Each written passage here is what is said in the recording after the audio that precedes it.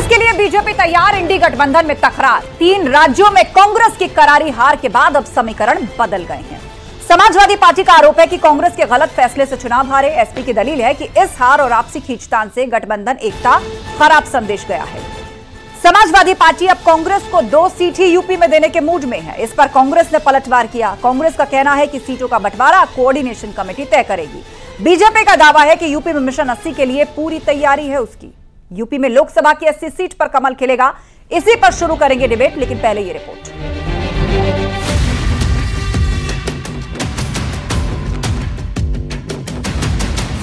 गठबंधन में तकरार, सीट शेयरिंग पर आर पार। 3 मीटिंग हुई और 3 तारीख को गिनती हुई तो 3 राज्य चला गया। 3 को गिनती थी, 3 राज्य गया। अब बैठक रखे 6 तारीख को। इन लोगों को पता नहीं कि उसी दिन बाबा साहब डॉक्टर अम्बेडकर जी का परिनिर्वाण दिवस। बैठक में कोई जाने को तैयार हुआ? इस चौथा में सब खंड खंड हो जाए। अब ये देखना है कि इंडिया गठबंधन में की दरार क्या और बढ़ती है, या ये लोग सब एकजुट होकर 17 तारीख को जिस तरह लालू ने बैठक बुलाई है उसमें सब कुछ सीट शेयरिंग को लेकर तय हो जाता है। लेकिन मुझे ऐसा लगता है कि कहीं ना कहीं इंडिया गठबंधन बिखरता हुआ नजर आ रहा है। राज्यों में हारी कांग्रेस, यूपी में सीटों पर कलेश। जो बात खत्म हो गई उस पर अब आप बात नहीं करनी चाहिए। आगे आने वाले समय में इन परिणामों के बाद इंडिया गठबंधन और मजबूत होगा।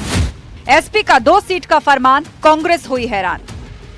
कांग्रेस के गलत फैसलों के कारण केवल 3 राज्यों के विधानसभा चुनाव कांग्रेस नहीं आ रही है। जो इंडिया गठबंधन की एकता का संदेश पूरे देश में गया था वो भी कहीं न कहीं कमजोर हुआ है। समाजवादी पार्टी उत्तर प्रदेश में कांग्रेस को केवल 2 ही सीट वो दे सकती है जो कांग्रेस समाजवादी पार्टी के सहयोग से जीत सकती है। इससे ज्यादा सीटें देना भारतीय जनता पार्टी की मदद करना होगा। इंडिया गठबंधन के अंदर सीटों के बंटवारे को लेकर, चुनाव की रणनीति को लेकर एक प्रॉपर कोऑर्डिनेशन कमेटी है, वो तय करेगी।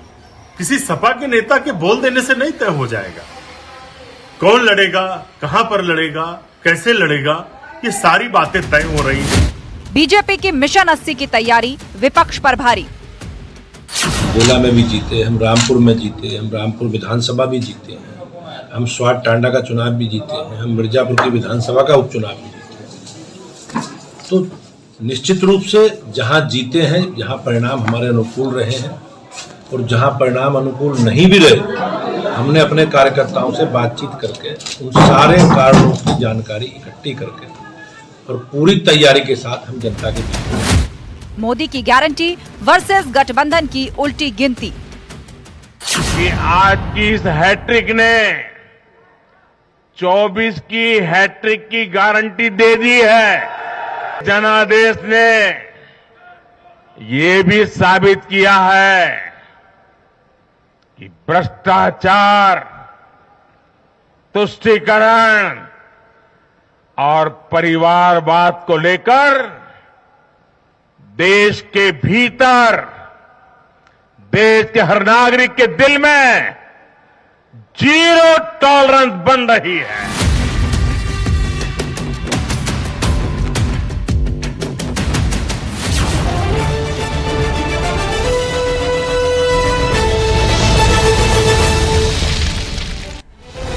और अब वक्त है महाबहस के 3 राउंड के सवालों का, जिन पर फोकस होगी आज के डिबेट। तो पहला सवाल, इंडी गठबंधन में सीट शेयरिंग पर क्यों तकरार? अभी तो बात मध्य प्रदेश विधानसभा चुनाव में सपा और कांग्रेस के बीच आई, लेकिन अब बात यूपी तक पहुंच गई है। इस पर तकरार शुरू हो गई है। सवाल नंबर 2, एसपी का 2 सीट का फरमान, कांग्रेस क्यों हैरान? अब कांग्रेस की दलील है कि ये सब तो कोऑर्डिनेशन कमेटी तय करेगी। अब सपा कहती है ये कोऑर्डिनेशन कमेटी तब कहां गई थी जब मध्य प्रदेश में सीट सपा ने मांगी थी। सवाल नंबर 3, मोदी की गारंटी वर्सेस गठबंधन की उल्टी गिनती। एक तरफ बीजेपी 3 राज्यों में मिली प्रचंड जीत को मोदी की गारंटी कहकर सामने रख रही है, तो दूसरी तरफ इंडी गठबंधन है जहां पर अभी से ही उसके सहयोगी दलों के साथ तकरार खुलकर सामने आ रही है। चर्चा के लिए गेस्ट पैनल जुड़ चुका है हमारे साथ। शरद त्रिवेदी जी हैं बीजेपी प्रवक्ता, दीपक रंजन जी जुड़ गए हैं समाजवादी पार्टी के प्रवक्ता, अभिमन्यु त्यागी जी हैं कांग्रेस प्रवक्ता, जैनेन्द्र प्रताप सिंह हैं सुभाषपा के प्रवक्ता और अनिल दुबे जी आरएलडी प्रवक्ता हमारे बीच में हैं। आप सभी मेहमानों का बहुत बहुत स्वागत है। शुरुआत करते हैं और सबसे पहले सवाल अभिमन्यु त्यागी जी आपसे। आपने मध्य प्रदेश में तो कह दिया समाजवादी पार्टी के लिए कि जब जनाधारी नहीं है तो सीट कहां से हम देते। अब वही बात सपा ने कह दी, लेकिन अब आपको कोऑर्डिनेशन कमेटी याद आ रही है। आस्था जी, आपको और पैनल मौजूद सभी लोग नमस्कार, जय हिंद, वंदे मातरम। देखिए, बिल्कुल निश्चित तौर पर इंडिया अलायंस की जो कोऑर्डिनेशन कमेटी बनी है वो ही तय करेगी कि किसको कितनी सीट मिलेंगी, कौन कहां पर जाके लड़ेगा, क्या एजेंडा होगा।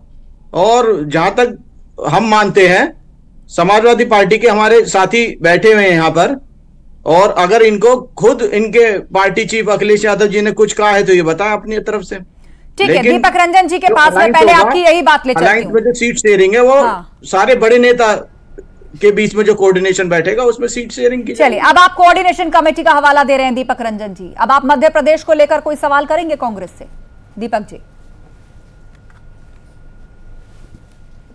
देखिए आस्था, चुनाव परिणाम तीनों पांचों राज्यों के आ चुके हैं और जनता द्वारा दिए गए जनादेश का हम सम्मान करते हैं। और निश्चित रूप से कि जनता ने हमें वहां पे जनता की आवाज उठाने के लिए समाजवादी पार्टी को दिया है। और मैं भारतीय जनता पार्टी 3 राज्यों में सरकार बनाई, मैं वहां के होने वाले मुख्यमंत्रियों को, होने वाली सरकार को मैं बधाई देना चाहता हूं, शुभकामनाएं देता हूं। साथ ही साथ आस्था, मैं ये भी कहना चाहता हूं कि जनता से जो उन्होंने वादे किए थे, चाहे वो महंगाई को कम करने की बात कही थी, 450 रुपए सिलेंडर देने की बात कही थी, दीपक जी, मेरा सवाल कांग्रेस और आप और इंडिया अलायंस को लेकर था।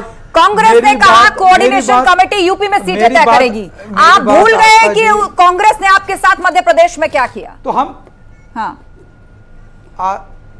देखिए आस्था, आपके चढ़ाने से, आपके कहने से मैं कुछ नहीं कहने वाला। मैं नहीं चढ़ा रही हूं, मैं तो सीधे सवाल का जवाब मांग रही हूं। मैं कौन होता हूं? मैं कोई अधिकृत हूं क्या? आप प्रवक्ता है पार्टी के। मैं भी आपको सीधा जवाब दे रहा हूं। जब बात बीजेपी के, अरे तो भाई बीजेपी को मैं शुभकामनाएं नहीं दूं, 3 राज्यों में उन्होंने सरकार वो आपने दे दी, लेकिन उसके बाद आप मुद्दों पर आ गए ना, वादे किए जो चुनाव में घेर रहे थे बीजेपी को। लेकिन अभी तो सवाल मेरा इंडिया अलायंस को लेकर है। आपने पूरी बात ही कहा जाए। तो देखिए, कोऑर्डिनेशन कमेटी की बैठक होगी, कोऑर्डिनेशन कमेटी में, और हमारे राष्ट्रीय अध्यक्ष आदरणीय श्री अखिलेश यादव जी ने शुरू से कहा था कि अगर भारतीय जनता पार्टी को रोकना है और अगर भारतीय जनता पार्टी को केंद्र सरकार से हटाना है तो निश्चित रूप से कांग्रेस पार्टी को बड़ा दिल दिखाते हुए जो रीजनल पार्टीज हैं, जो भारतीय जनता पार्टी से अपने अपने राज्यों में मजबूती के साथ लड़ती दिख रही हैं हर मोर्चे पे, उसको आगे करके कांग्रेस पार्टी को चुनाव में जाना चाहिए। तो राष्ट्रीय अध्यक्ष जी ने तो ये बात बहुत पहले कही थी। ठीक है, और बाकी राष्ट्रीय और कोऑर्डिनेशन कमेटी का सीट शेयरिंग में क्या होता है क्या नहीं होता है ये तो आगे तय होगा, लेकिन निश्चित रूप से कांग्रेस पार्टी को इसमें बलिदान देना होगा। और जहां पर कांग्रेस पार्टी अपने आप को मजबूत बताती है वो सीटें अपनी बताने का काम करे। हमने तो मध्य प्रदेश के चुनाव में जो हमारी जीतने वाली सीटें थी, मैंने तो सारी सीटें उनको बता दी थी कि एक सीट पे हमने जो है वहां जीते थे हम 2018 में, और 5 सीटों पे हम सेकंड पोल किए थे। तो हम तो उनसे वही सीटें मांग रहे थे, लेकिन वो भी सीटें कांग्रेस पार्टी ने हमको नहीं दी। उन सीटों पे भी कांग्रेस पार्टी ने अपना प्रत्याशी कर दिया। तो आपने स्थिति स्पष्ट कर दी है कि बात जब यूपी की आएगी और सीटों पर प्रभाव को आंका जाएगा तो बलिदान कांग्रेस पार्टी को देना ही होगा। मतलब गठबंधन तभी चलेगा दोनों पार्टियों का जब कांग्रेस एक कदम पीछे हटेगी यूपी के मामले में। जैनेंद्र प्रताप जी, उनसे भी कमेंट लेते हैं। जैनेंद्र जी, INDIA गठबंधन को लेकर अभी से सवाल उठ रहे हैं कि क्या वाकई जैसा दिखाया जा रहा है 3 राज्यों के चुनाव के बाद कि अभी भी गठबंधन एकजुट है, दलों के बीच में कोई बहस नहीं है? INDIA गठबंधन, देखिए डॉट गठबंधन कहता हूं मैं इसे, इसमें कुछ भी शब्द नहीं है, डॉट है। 3 जो मीटिंग हुई, 3 मीटिंग के बाद इनका 3 राज्यों से सफाया हुआ, 4थी मीटिंग अब जल्दी होने वाली है, उसके बाद 2024 से भी इनका सफाया निश्चित है। इनके पास कोई मुद्दे नहीं है जनता से जुड़े हुए कि हमें ये दिखाना है, हमें वो करना है। ये केवल आपसी फूट जो होती है उसको लेके चलते हैं कि मैं यहाँ जीता, मैं वहां जीता। आप देखिए कि राजस्थान में इनके नोटा से भी कम वोट आए सपा ने जहाँ अपने कैंडिडेट खड़े किए थे। मध्य प्रदेश में लगभग 1.5 लाख 2 लाख वोट पड़े हैं इनको, और ये कहते हैं कि हम मध्य प्रदेश में बहुत मजबूत थे। तो जो गठबंधन हुआ था पहले ही ये साफ नहीं किया गया था कि वो गठबंधन केवल लोकसभा चुनावों के लिए है। जब बात आई चाहे उत्तराखंड की बागेश्वर सीट हो तो वहां पे कांग्रेस ने जो प्रत्याशी खड़ा किया, उसके बाद सपा ने भी अपना प्रत्याशी खड़ा कर दिया था। तो आप ये देख रहे हैं कि ये गठबंधन शुरू से ही उलझनों में उलझा हुआ है। और 3 राज्यों के चुनाव नतीजे आने के बाद ये उलझन सुलझ पाएगी या धागे तोड़ने पड़ेंगे? अनिल दुबे जी।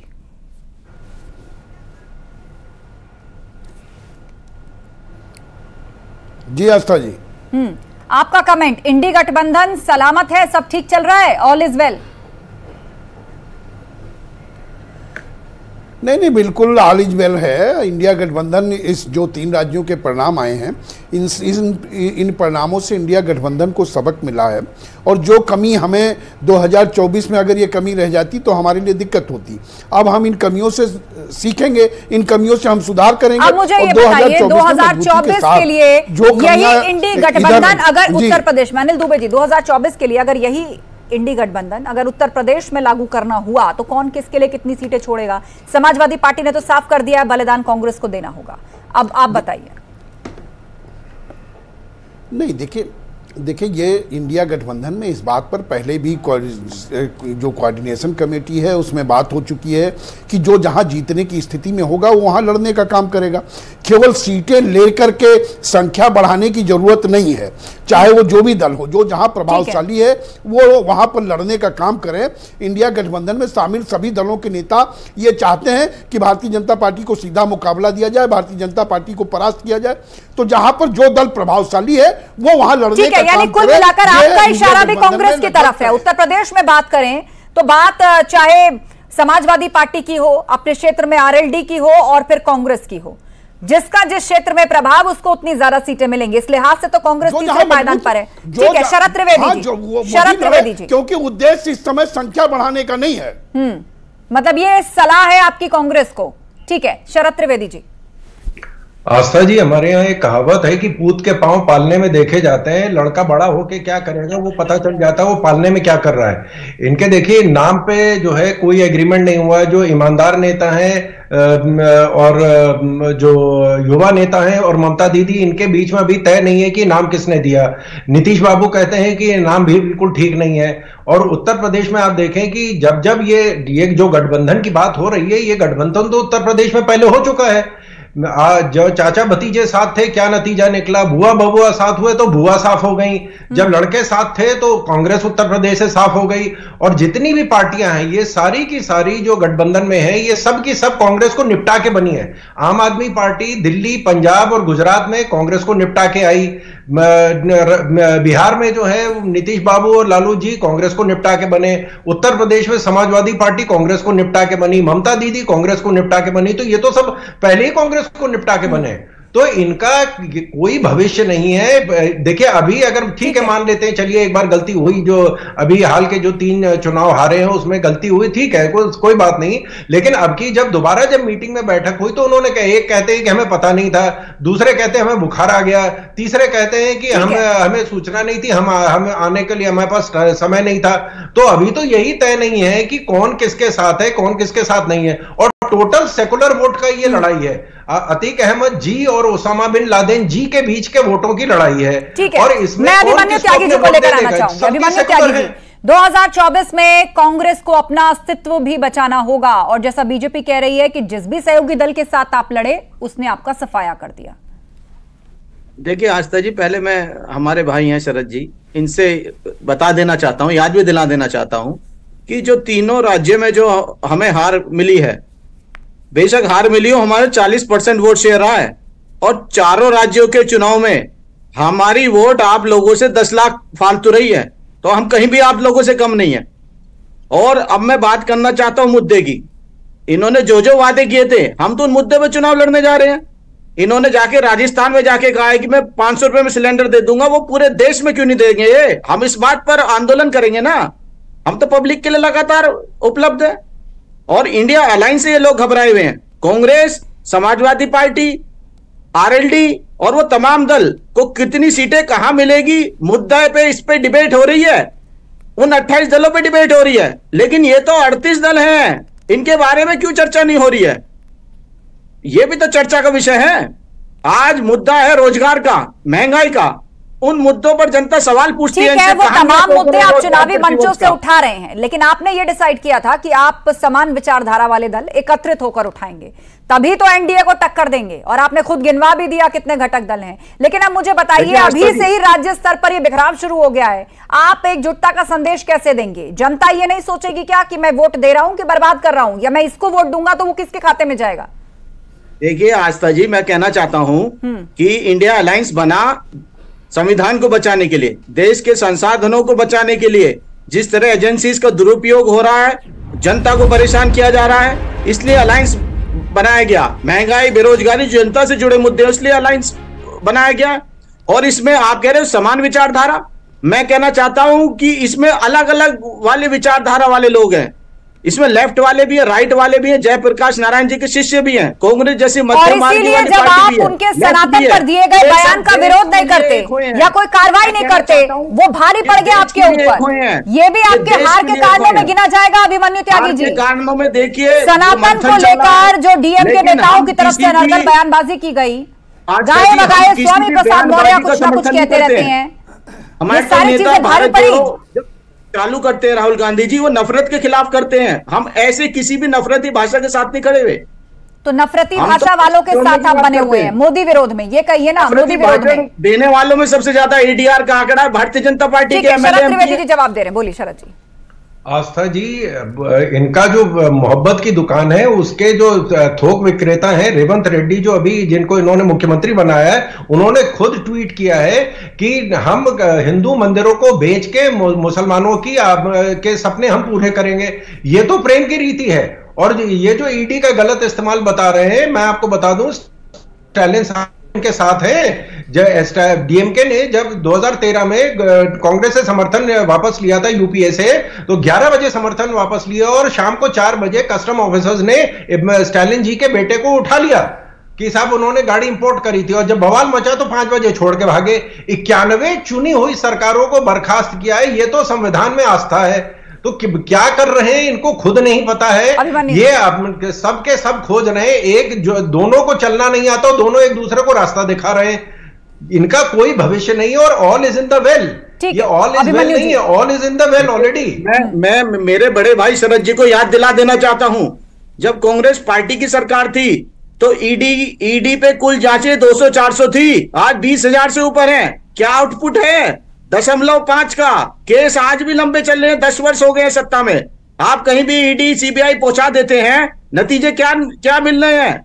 और आपकी सरकार के दौरान 90% मामले विपक्ष के नेताओं पे चले हैं। जो नेता आपके खिलाफ आवाज उठाते हैं, आप वहां ईडी पहुंचा देते हैं, वहां सीबीआई पहुंचा देते हैं। लेकिन कांग्रेस पार्टी की सरकार में विपक्ष के नेता का आंकड़ा उठा के देखिए आप, कुल 20% भी मामले नहीं है।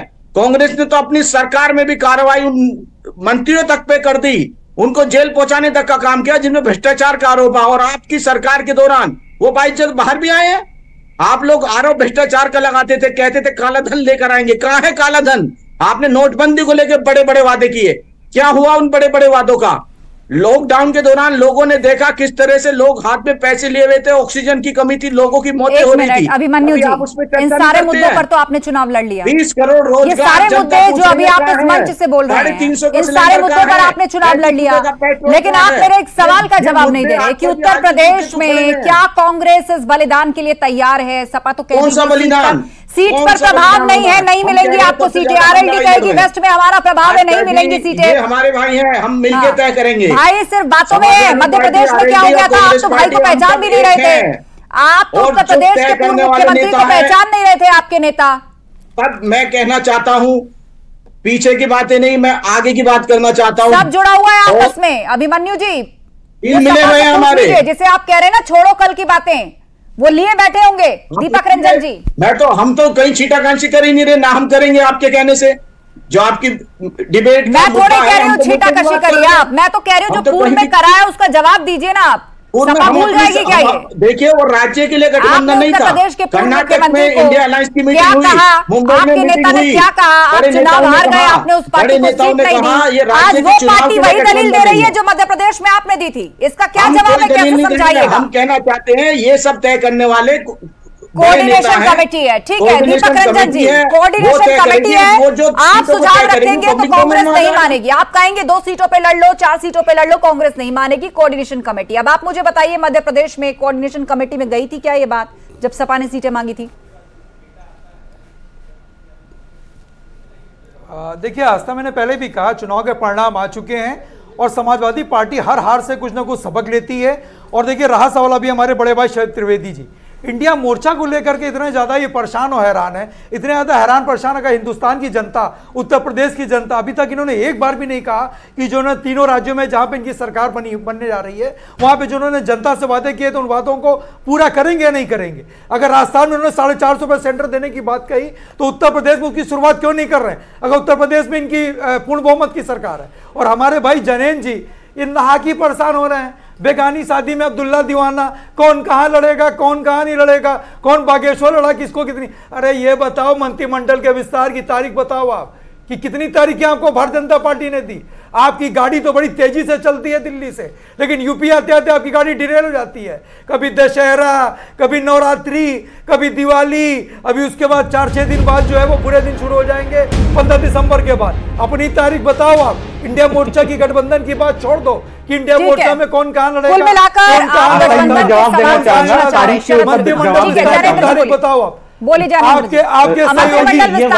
सहयोगी भी बैठे हुए हैं, शरद त्रिवेदी जी, बता दो वही लोग हैं जो मंत्रिमंडल का विस्तार हो रहा है, कब मंत्रिमंडल की शपथ ले रहा हूं प्रकाश राजभर जी। मंदिर भी बन रहा है, तारीख भी बताएंगे और साथ में हम मंत्रिमंडल में कब शामिल होंगे जो मैं पूछ रहा हूँ जवाब दो, जो मैं पूछ रहा हूँ जवाब दो। मंत्रिमंडल का आपकी फ्रस्ट्रेशन नजर आ रही है। फिल इन द ब्लैंक्स, देखिए ये वो ब्लैंक्स है जो कभी फिल नहीं होने वाला, जो कभी फिल नहीं होगा, न कहीं किसी पार्टी में फिट होगा। जनता को कहां पहुंच जा रहे हो? मैंने आपसे सीधा सीधा पूछा, शरद भाई से पूछ के बता दो, शरद भाई से पूछ के बता दीजिए। शरद भाई आपकी सहयोगी पार्टी है आपकी। एक मिनट एक करके बात रखिए। दीपक जी एक मिनट शांत हो जाइए, दीपक जी एक करके बात आने दीजिए। जैनेंद्र जी बोलिए। मैंने जवाब दे दिया, अब उनकी बात पूरी होने दीजिए। सवाल पूछा, ये पता नहीं कहां पहुंच जा रहे हैं। चलिए सभी कहां पहुंच जा रहे हैं। गठबंधन के सवाल का कोई जवाब नहीं दे रहा है, इंडिया गठबंधन का कोई नहीं बोल रहा है। के बारे में क्या कह रहे हैं नेताजी, क्या कह रहे हैं बाकी लोगों के बारे में? आज मंदिर, हमारा जो गठबंधन है वो जनता के मुद्दों के लिए लड़ाई कर रहा है और जनता के जो हक और उसूल है उस तक पहुंचा रहा है। आपके गठबंधन ने तो जनता के लिए जो योजनाएं चलाई थी उनको लूट लिया था, जमीनों पर कब्जा कर रहे थे। ठीक है, अरे सभी लोग क्या लेने आए 2022 में, क्या लेने आए थे? आपके आजम खान समाजवादी पार्टी में क्यों? चलिए आपसी वाद विवाद में मत उलझिए, आपसी वाद विवाद में मत उलझिए। भाजपा ने तो फिलहाल अपना खेमा फिक्स कर लिया है कि वो एनडीए के साथ, लेकिन यहाँ पर कांग्रेस और समाजवादी पार्टी कितना साथ है 2024 के लिहाज से, किस हद तक साथ है, ये बड़ा सवाल है जिस पर आप बोल नहीं रहे। अभिमन्यु जी, उसके बाद शरद त्रिवेदी जी। देखिए आस्था जी, मैं ये कहना चाहता हूं कि अब की बार कांग्रेस पार्टी की इंडिया अलायंस की सरकार बनने जा रही है और ये भाजपा की हताशा है जो हमारे बड़े भाई शरद जी की बातों से दिख रही है। ये आज भी निश्चित होकर इतने लोगों के साथ अन्याय हो रहा है, देश भर में चारों ओर अन्याय है। 20 करोड़ रोजगार नौजवान मांग रहा है, नौजवानों को अग्निवीर नहीं चाहिए। 350 रुपए का सिलेंडर, 35 रुपए पेट्रोल की मांग कर रहा है नौजवान, लोग मांग कर रहे हैं। वो वादा कब पूरा होगा? किसान परेशान है। 3 काले कृषि कानून के लिए किसानों ने धरना दिया, आज भी वो पूरी नहीं हुई बात। आस्था जी देखिए, अगर कोई प्रोडक्ट नहीं बिकता है, कोई माल नहीं बिकता है तो 2 तरीके हैं, या तो जो एडवर्टाइज कर रहा है उसको बदला जाए या पैकिंग बदली जाए, नाम बदला जाए। इन्होंने, क्योंकि एडवर्टाइजमेंट करने वाला तो पार्टी का मालिक है तो उसको बदल नहीं सकते, तो इन्होंने प्रोडक्ट बदल दिया, उसका नाम बदल दिया। देखिए हमारा एनडीए जो था वो 2098 में बना था, यूपीए 2004 में बना था। हम लोगों ने कोई चीज नहीं बदली, हमारा संगठन वही है, एनडीए है। इन्होंने बदला संगठन और बदलने के बाद जीत जाएंगे। आप देखिए पहले जो है ठगबंधन है उसमें पहला जो इलेक्शन इन्होंने लड़ा है उसमें 3 राज्य इनके हाथ से चले गए। तो ये इनको सोचना चाहिए कि ये all is in the well, इसका कोई भविष्य नहीं है। प्रोडक्ट बदल दिया, नाम बदल दिया, उसके बाद की कहानी जस की तस है। ये 9 साल से राजस्थान में अभी तक सीएम नहीं कर पा रहे हैं। आपने प्रोडक्ट का नाम 3 राज्यों में आपका सीएम कौन होगा इसके बारे में भी नहीं आपने बात रखी, अब उसका जवाब सुन लीजिए। उसको जीतना चाहिए था।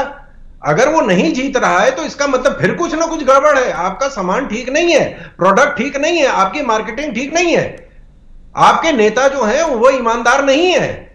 तो ये चीज सामने आ रही है। जनता ने पहली बार जब आप चुनाव लड़े इस ठगबंधन में, तब भी तो नतीजा वही निकला। अरे तो इससे यूपीए क्या बोला था, यूपीए भी आप हार रहे हैं, आप इंडी गठबंधन में भी आप हार रहे हैं, तो नतीजा तो जस का तस है, उसमें कोई फर्क नहीं पड़ रहा है। हम नाम बदल रहे हैं, काम बदल रहे हैं, चीज बदल रहे हैं, रिजल्ट वही का वही है। इसको जैसे अंग्रेजी में कहते हैं रनिंग ऑन द ट्रेडमिल। आप ट्रेडमिल में दौड़ रहे हैं, खूब वर्जिश हो रही, खूब एक्सरसाइज हो रही, लेकिन है कमरे के अंदर, जा कहीं नहीं रहे। खूब एक्सरसाइज हो रही, खूब ताकत आ रही है, लेकिन नतीजा कुछ नहीं निकल रहा है कमरे के अंदर, कोई कहीं नहीं जा रहा। जनता के मुद्दे झुके तो खड़े हुए शरद जी, जनता रोजगार मांग रही है और आप क्या दे रहे हैं? आपके पास अभी चुनाव में था ये अपना दुख व्यक्त करने का, आपका चीफ मिनिस्टर कौन होगा ये तक तो तय नहीं कर पा रहे हैं। गैस का सिलेंडर बिक रहा था। अरे हम लड़े हैं, मजबूती के साथ लड़े हैं, हम संविधान को बचाने के लिए लड़ते हैं। आपके समय लेकिन गठबंधन दलों ने तो नाराज कर दिया ना, जन विरोधी क्यों चल रही है? आपकी नीतीश कुमार नहीं आए, अखिलेश यादव नहीं आए, ममता बनर्जी ने कोई ना कोई बहाना दे दिया, बनने जा रही है। तमिलनाडु से बहाना सामने आ गया। आप लाख कोशिश करें, लाख बताए कि मजबूती से चुनाव लड़े, गठबंधन एक साथ है, लेकिन राजनीति में कुछ भी स्पष्ट रूप से नहीं कहा जाता, संकेतों को समझने की आवश्यकता होती है। 3 चुनावों में हार के बाद जो INDIA की बैठक थी वो संभव नहीं हो सकी, क्योंकि बहुत सारे छत्रपों ने, जो मुख्य छत्र पे अपने अपने प्रदेश के, उन्होंने कोई ना कोई बहाना देकर आने से इनकार कर दिया। आप सभी मेहमानों का शुक्रिया चर्चा में शामिल होने के लिए। तो 24 के लिए बीजेपी तैयार है, दूसरी तरफ इंडी गठबंधन में लगातार तकरार है। स्पष्ट रूप से कोई उसे एक्सेप्ट करे ना करे, लेकिन परिस्थिति छिपी नहीं है। 3 राज्यों में कांग्रेस की करारी हार के बाद अब समीकरण बदल गए हैं। अब देखना होगा 2024 तक क्या क्या परिवर्तन मिजाजों में होते हैं या विचारों में होते हैं। महाबहस में इतना ही, खबरें लगातार जारी हैं, आप जुड़े रहिए हमारे साथ।